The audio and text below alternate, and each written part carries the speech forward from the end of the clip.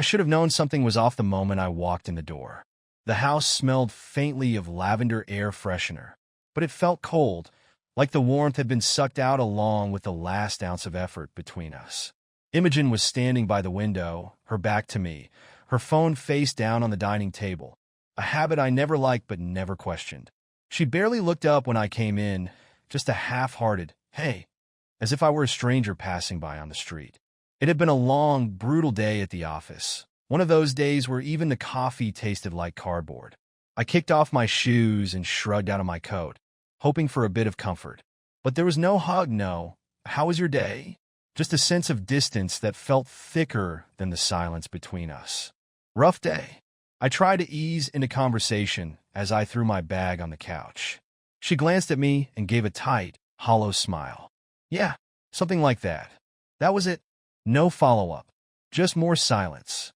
I stared at her a second longer, waiting for something, anything, a flicker of emotion, a spark of care.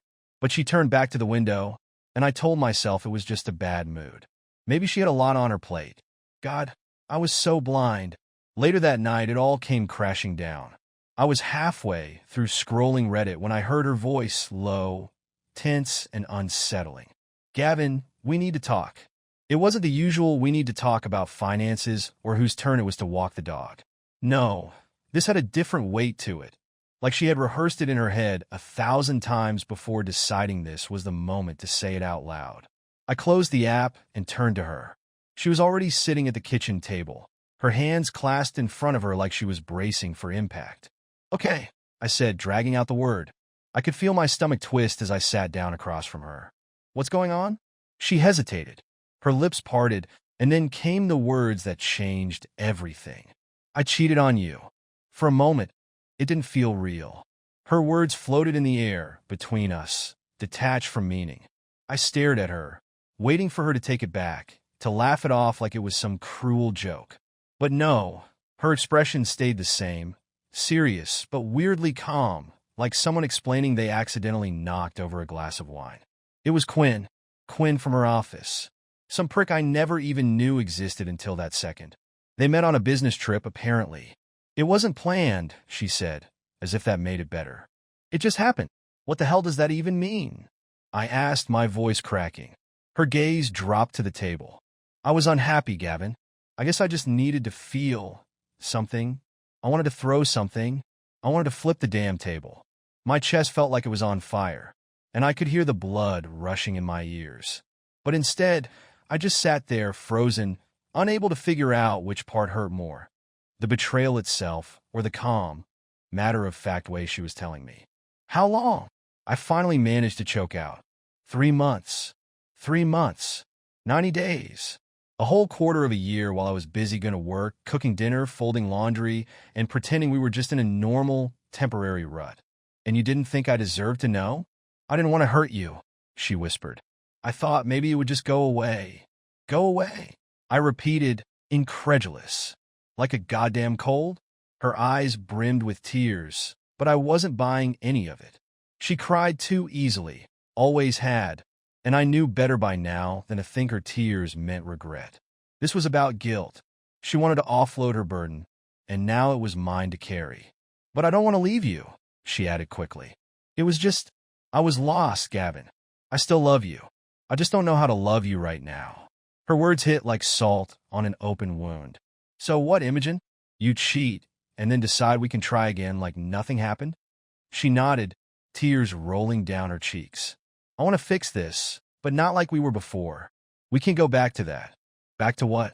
I wondered bitterly. Back to me loving her while she silently resented me? Back to our life, where I was the idiot who thought we were doing fine, while she was off screwing Quinn in some hotel room. I stood up, my chair scraping loudly against the floor. "I need some air." The next morning, I couldn't bear to be in the same room with her. I texted my sister, Colette, asking if she had time to meet. Colette knew me better than anyone. She wouldn't push, but she also wouldn't let me pretend everything was okay. We walked through the park in silence for a while before she gently nudged. "You good, Gav? You don't seem like yourself." "I'm not," I muttered. Imogen cheated. She didn't say anything at first, just took it in.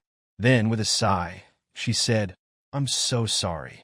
I wish I had words to make it better." Her sympathy stung in a way I hadn't expected. I didn't want pity.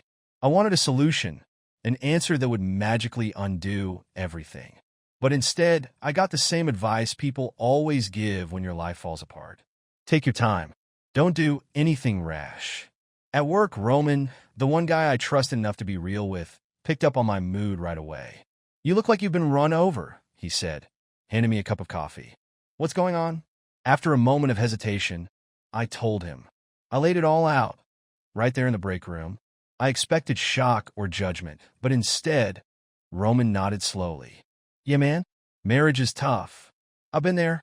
You think everything's okay, and then one day, bam, the rug gets pulled out." I gave a bitter laugh. "You too?" "Yup," he said, leaning back against the counter. "Not the same situation, but close enough. All I can tell you is, find someone to talk to. Don't bottle this shit up. It'll eat you alive." By the time I got home that night, the house felt even more suffocating than before. Imogen was waiting for me, looking hopeful, like she thought one night apart would fix everything. I didn't say a word to her as I walked past and locked myself in the bathroom. The mirror reflected back a version of me I didn't recognize, tired, angry, and betrayed. And for the first time, I wondered if maybe revenge wasn't such a bad idea after all. The morning after the confession, Imogen and I sat across from each other at the kitchen table, the same place where she had shattered my world just hours ago. The coffee between us had gone cold, untouched. The silence was heavy, loaded with everything we wanted to say, but didn't know how to begin. I stared at the wood grain, tracing imaginary patterns with my eyes. "So, what do we do now?" she finally asked, her voice tentative. I exhaled through my nose, weighing my words. I don't know. Neither of us wanted to say the word divorce. It was looming over us, unspoken but present. After what felt like an eternity, she broke the silence. "I don't want us to end like this, Gavin. I know I screwed up, but maybe we don't have to throw everything away." I scoffed, but not with as much force as I intended. "And what?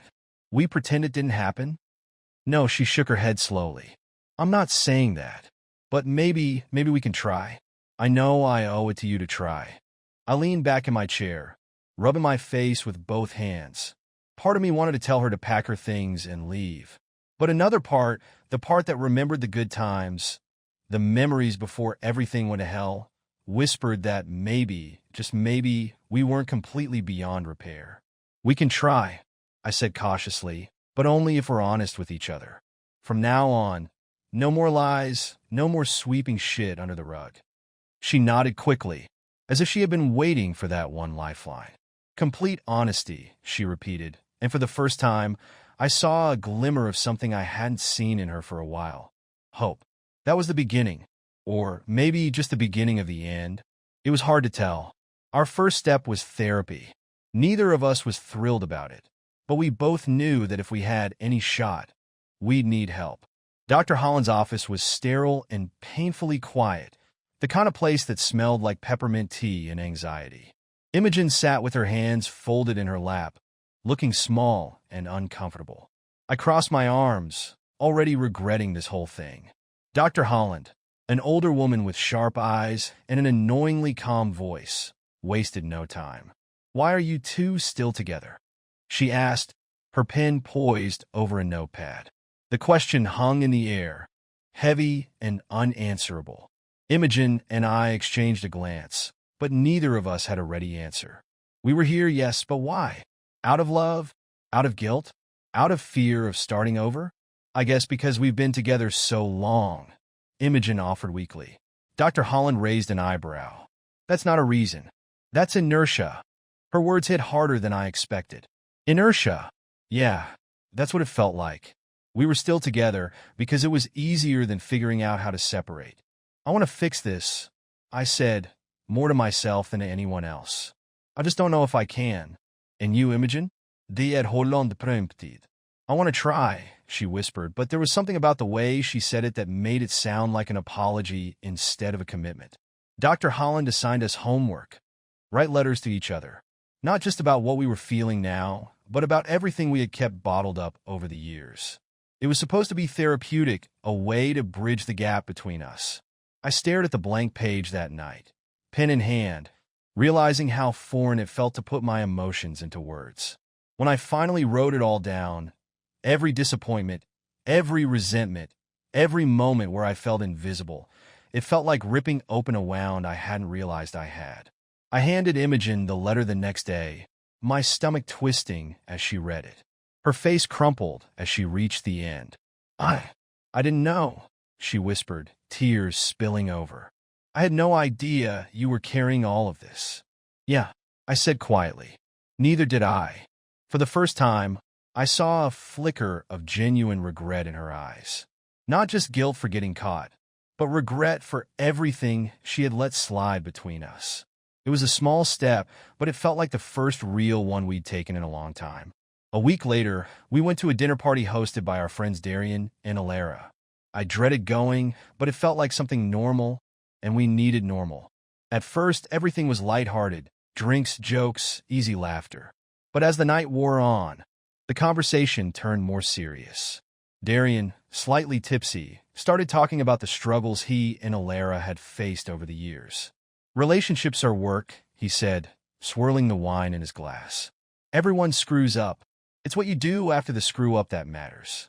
Imogen glanced at me from across the table, her eyes filled with unspoken questions. I gave a small, almost imperceptible nod. Maybe we weren't the only ones struggling. Maybe we weren't as alone in this as we thought. Then Cassandra showed up. I hadn't seen her in years, an old colleague from my early days at the firm. She slid into the seat next to me with that same sly smile I remembered. Well, she purred. Gavin, it's been a while. We exchanged small talk, catching up on old times. She was still sharp, still charming, and just flirtatious enough to be dangerous. At one point, she leaned in, her voice low and conspiratorial. You ever think about starting over, Gavin? Fresh slate, new life, no baggage. For a split second, I considered it. The idea of leaving everything behind. Imogen, the mess we had become, was tempting. Cassandra smelled like freedom, like an escape from everything weighing me down. But then I looked across the room at Imogen, laughing softly at something Alara had said, and I realized something. Running away wouldn't fix anything. Escaping wasn't the answer. The problem wasn't just her. It was us, both of us. I pulled back, offering Cassandra a polite but firm smile. I appreciate the thought, I said, but that's not where I'm at. Her smile faltered, just for a second, before she recovered. Well, if you change your mind, she trailed off, giving me a knowing look before slipping back into the crowd. On the ride home, Imogen was quiet, her head resting against the window. I could feel the weight of everything between us, but for the first time in a long while, it didn't feel unbearable. It felt possible. Difficult, yes, but possible. Maybe that was all we needed for now. The possibility of something better, no matter how far away it seemed. Things started to unravel when I saw her phone light up with a message from Quinn. I was walking past her on my way to grab a drink from the fridge when it happened. His name right there on the screen, staring back at me like a slap to the face. She saw me notice and quickly flipped the phone over, a move so incriminating it made my stomach turn. What the fuck, Imogen? I said, stopping dead in my tracks. It's not what you think. Her voice was already defensive, and that only made it worse. It's exactly what I think. Why the hell is he texting you? She stood up from the couch, holding her hands out like she was trying to calm me down. He was just checking in. That's all. I didn't respond. That's supposed to make me feel better? My voice rose without me meaning it to. Why does he think it's okay to text you at all? What kind of boundaries do you even have with him? I didn't ask him to message me, Gavin. I can't control what he does. Don't give me that. I could feel myself unraveling. Every ounce of restraint I had slipping away. What the hell are we even doing here if you're still entertaining this guy? Her face twisted in frustration. I'm not entertaining him. Jesus, Gavin. I told you I want to work on us, and I'm in it. Bullshit. I shot back, the anger bubbling over. You're still in contact with the guy you cheated on me with, and I'm just supposed to be okay with that? How do I know it won't happen again? She hesitated, and that tiny moment of silence hit harder than any answer she could have given me. I don't know, she finally whispered. Those 3 words were like a knife to the gut. I felt the air leave my lungs as if someone had knocked the wind out of me. You don't know? I repeated, incredulous. You can't even promise me that it won't happen again? Her eyes filled with tears, and she shook her head. I wish I could, Gavin, but I don't want to lie to you. For a second, I just stood there stunned into silence. Then the fury came roaring back, stronger than ever. So, what the hell is the point of all this? Why are we even trying if you can't guarantee anything? I'm trying, she cried, her voice breaking. I'm doing the best I can, but I can't give you promises I'm not sure I can keep. I stared at her, feeling something inside me snap. All the progress we had supposedly made felt like a cruel joke now. I didn't know what was worse, the fact that she had cheated or the fact that she couldn't even assure me it wouldn't happen again. I stormed out, slamming the front door behind me. Roman had been telling me about this support group he'd been going to for a while now. It was for guys who had been through infidelity, just a place to talk, no pressure. I'd brushed off the idea at first, thinking it sounded too much like group therapy. But after that fight with Imogen, I found myself calling him up. You should come, Roman said without hesitation. It's not as weird as you think. It helps. I showed up to the meeting that night, feeling awkward as hell. The room was small, with a circle of folding chairs and a handful of men sitting around, nursing coffee cups like they were clinging to life rafts. Roman introduced me to the group and gave me a reassuring pat on the shoulder. One guy in particular stood out, Daniel. He had this calm, almost weary vibe, like someone who had been through the ringer and come out the other side, but not without scars. When it was his turn to speak, he leaned forward, elbows on his knees, and told his story. He had tried everything to save his marriage after his wife's affair. Therapy, date nights, the whole 9 yards. For a while, it seemed like things were getting better. But the trust never really came back, and the resentment started to eat away at him. I thought forgiveness would be enough, Daniel said, his voice low but steady. But the truth is, forgiving her didn't make me forget. And after a while, I realized I didn't like who I was becoming. I was paranoid all the time, checking her phone, second-guessing everything she said. It was killing me. I nodded along, feeling every word like a punch to the gut. That was exactly where I was headed. Paranoia, bitterness, always waiting for the other shoe to drop. So, what did you do? I asked, even though I had a feeling I already knew the answer. Daniel gave a small, sad smile. I left. It took me a long time to realize that staying wasn't brave. It was just dragging out the inevitable. The room went quiet after that, everyone lost in their own thoughts. Roman shot me a look, and I knew what he was thinking. This could be you. The conversation with Daniel stuck with me long after the meeting ended. I couldn't stop thinking about his words. How forgiveness wasn't the same as forgetting, and how staying could sometimes be just another form of cowardice. It made me wonder if I was fighting for something that was already broken beyond repair. The weeks that followed were strange. Imogen and I drifted through the days like strangers sharing the same space. We still lived under the same roof, but it felt more like cohabitation than marriage. The intimacy, the connection, the little moments that used to matter. They were all gone, replaced by a tense, awkward silence. She tried, I'll give her that. She cooked dinner more often, asked about my day, made an effort to be affectionate. But it all felt forced, like she was checking off boxes on a to-do list. And no matter how hard she tried, I couldn't shake the image of her with Quinn. I couldn't stop the gnawing suspicion that it was only a matter of time before she betrayed me again. Some nights, I would catch her scrolling through her phone, and my mind would race. Was she texting him? Was she thinking about him? Every time her phone buzzed, my heart jumped in my chest. It was exhausting living in that state of constant doubt. We were trying to rebuild something, but it felt like we were building on quicksand. The foundation was cracked, and no amount of effort could make it solid again. The truth was, I wasn't sure if I even wanted it to be. I wasn't sure if I could ever look at her the same way again. And worst of all, I wasn't sure if she wanted me the way I wanted her. The fight had stripped away the illusion that we were on the same page. Now, I could see the cracks in her resolve, the hesitation in her promises. She wanted to try, but not at the cost of her own freedom, Not if it meant cutting ties with the man she had betrayed me with. Every day, I found myself standing on the edge of a decision I wasn't ready to make. Should I stay and fight for something that might already be gone? Or should I cut my losses and walk away before I lost myself completely?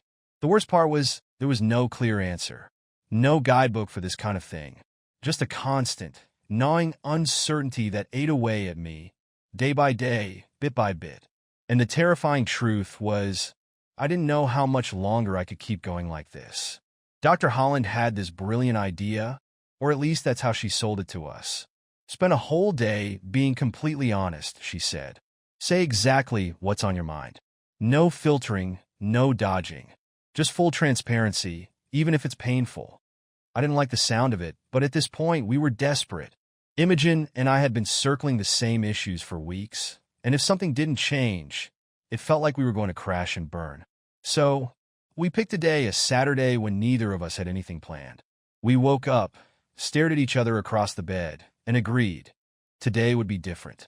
Today, we lay everything out, no matter how much it hurt. At first, it was awkward as hell. We shuffled around the kitchen, making breakfast without saying much. Then Imogen, in typical Imogen fashion, broke the ice. I don't know how to start, she admitted, pouring coffee into her mug. I guess I'll just say it. I've felt emotionally starved in this marriage for a long time. That hit me harder than I expected. I knew she was unhappy. We wouldn't be here if she wasn't. But starved was a word that cut deep. How long? I asked, my voice quieter than I intended. A few years, she said. I kept waiting for things to change, but they never did. And after a while, I was scared to tell you. I thought if I brought it up, it would push you further away. I stared at her, trying to process what she was saying. Part of me wanted to argue, to defend myself, to tell her she could have spoken up any time. But I knew that wasn't the point. She had felt this way, whether I liked it or not. And Quinn? I asked. Was he the solution to that? No, she said, shaking her head. He wasn't the solution. He was a distraction, a way to feel something again. She paused, then added quietly, but I know that doesn't make it any better. I took a long breath, forcing myself to stay calm. This was what we had agreed to. No holding back, no pretending things were fine. I guess it's my turn, I muttered, setting my coffee down. I've been distant because I don't know how to not be. Her brows furrowed. What do you mean? I've never been good at being vulnerable, I said, feeling like I was standing naked in front of her. Showing emotions, asking for help, it's always felt like weakness to me. And I know that made me cold. I know it made you feel alone. But the truth is, I was scared. I still am. I didn't want to seem, I don't know, needy. Imogen's expression softened, and for the first time in a long while, I saw a flicker of understanding in her eyes. I wish you would have told me that, she said quietly. I never wanted you to be perfect, Gavin. I just wanted you to be you. It was such a simple thing to say, but it felt like a weight had been lifted off my chest. For the first time, I wasn't carrying the burden of pretending everything was okay. I wasn't holding everything inside. And surprisingly, the world didn't fall apart because of it. After breakfast, I don't know what got into us, but we decided to take a trip. Out of nowhere, I suggested we drive to the lake where we spent our honeymoon. I don't know why. Maybe I just needed to remember what it felt like when things were good between us. Imogen hesitated at first, but then she nodded. Let's do it. The drive was quiet, but not uncomfortable. The silence between us felt different now, less tense, more reflective. As we wound our way through back roads and familiar scenery, I couldn't help but feel like we were chasing ghosts. When we finally arrived at the lake, it was late afternoon. The water shimmered under the fading sunlight, and everything looked just like I remembered it. We found a spot by the shore and built a small campfire, just like we had done years ago on our honeymoon. It was strange, being back here, surrounded by memories that felt both distant and painfully close. Sitting by the fire, we shared stories from the early days of our relationship. We laughed about the stupid fights we had when we first moved in together, reminisced about the night I proposed, and remembered the long, lazy mornings we used to spend wrapped up in each other, without a care in the world. At one point, Imogen leaned her head on my shoulder, and for the first time in what felt like forever, it didn't feel forced. It felt real. I rested my cheek against her hair. inhaling the familiar scent of lavender shampoo. You know, she whispered, it doesn't feel so impossible right now. I didn't say anything, but I felt it too. That flicker of connection, fragile and fleeting, but there. It wasn't a fix, and it didn't erase everything that had happened between us. But it was something, and after everything we'd been through, something felt like a start. We stayed by the fire until the stars came out, wrapped in the kind of silence that didn't need to be filled with words. In that moment, sitting by the lake where we once promised each other forever, it felt like maybe, just maybe, we had a chance at finding our way back. Things between us had been better, maybe not perfect, but better. We weren't fighting as much, and there were moments, fleeting as they were, where it felt like we might actually pull through. I started to feel like we had a shot at something real again, like the lake trip hadn't been just a nostalgic fluke.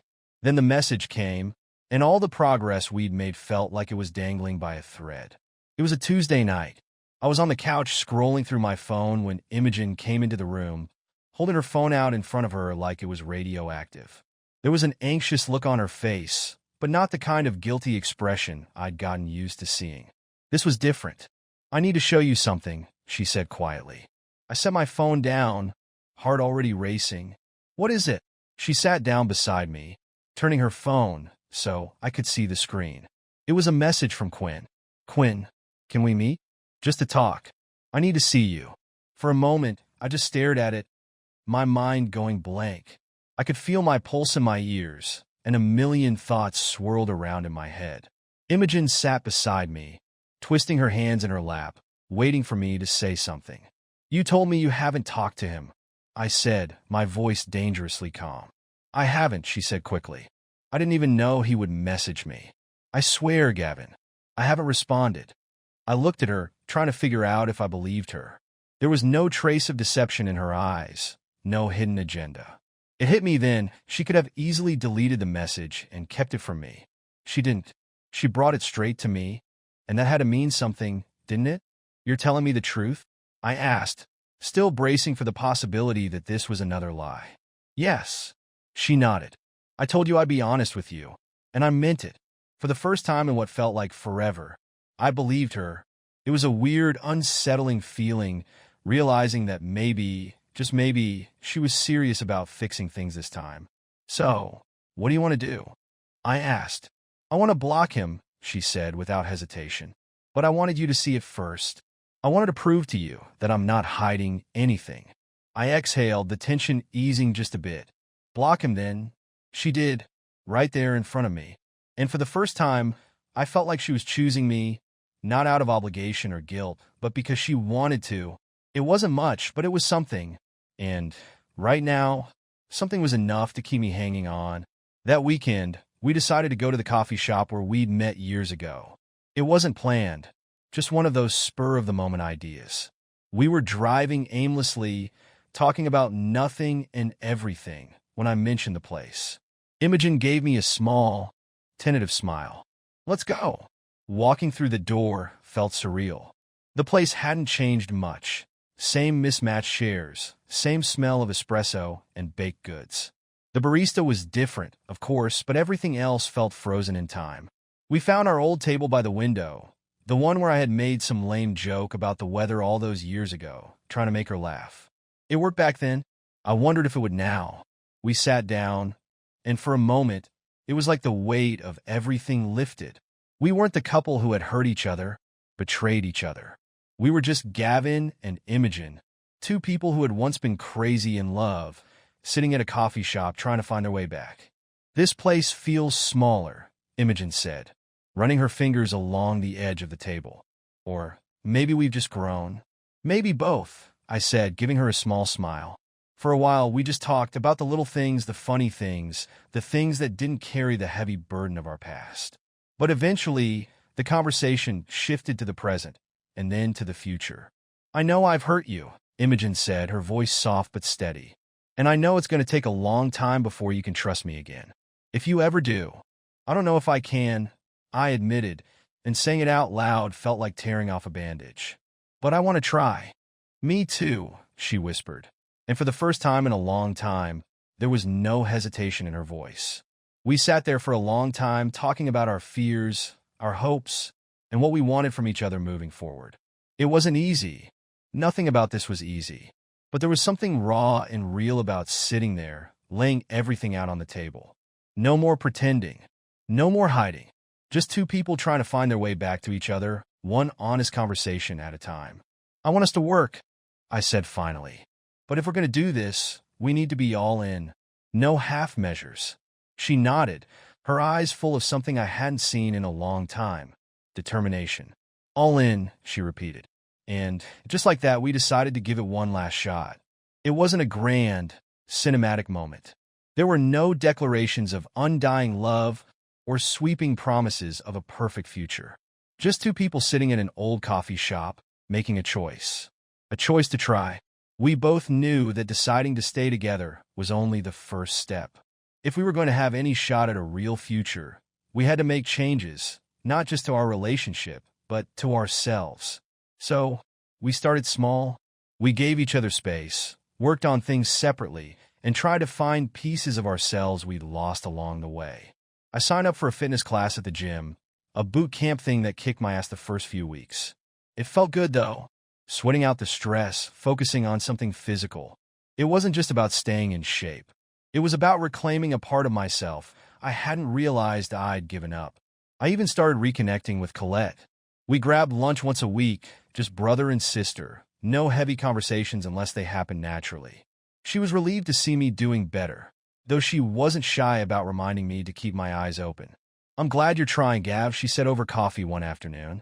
But don't forget to take care of yourself, no matter what happens. Meanwhile, Imogen threw herself into painting. She hadn't picked up a brush in years, but once she did, it was like watching a part of her come alive again. She spent hours in the spare room, which she'd turned into a makeshift studio. I'd hear music playing from behind the door and smell turpentine in the air. Sometimes I'd peek inside to find her completely absorbed in her work, lost in the swirl of colors and brushstrokes. It was strange, but in a way, it was comforting to see her that way, doing something for herself, not for anyone else. We weren't just fixing the relationship. We were learning how to be individuals again. And slowly, bit by bit, it started to feel better. Not perfect, not like it was before, but better. A few months passed, and we found ourselves back in Dr. Holland's office for a follow-up session. The room felt less intimidating this time, the chairs less stiff. Dr. Holland gave us that same calm, searching look she always did, but this time it didn't make me feel defensive. It just felt normal. So, she said, folding her hands in her lap, how are things?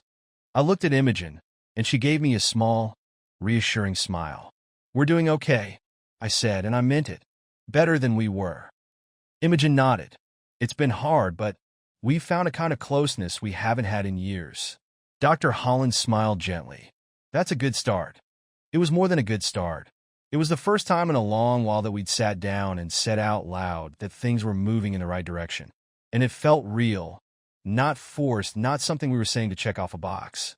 We weren't pretending everything was fixed. We knew there would still be hard days ahead, but we were learning how to navigate them together. The last scene of this whole mess wasn't grand or dramatic. There were no fireworks or sweeping declarations of love. It was just the two of us standing by the river, holding hands as the water flowed gently past. The sky was a soft gray, the kind of color that promised rain but hadn't quite delivered it yet. The air smelled like wet earth and autumn leaves, and there was a chill that made Imogen squeeze my hand a little tighter. We stood there in silence for a while, watching the water, feeling the weight of everything we'd been through. There was no guarantee of a happy ending. There never is. But for the first time, it felt like we were on the same side, ready to face whatever came next. Not as perfect versions of ourselves, but as the messy, complicated, flawed people we were. Imogen glanced over at me, her expression soft but serious. I know it won't always be easy, she said, but I want us to try. I want this to work.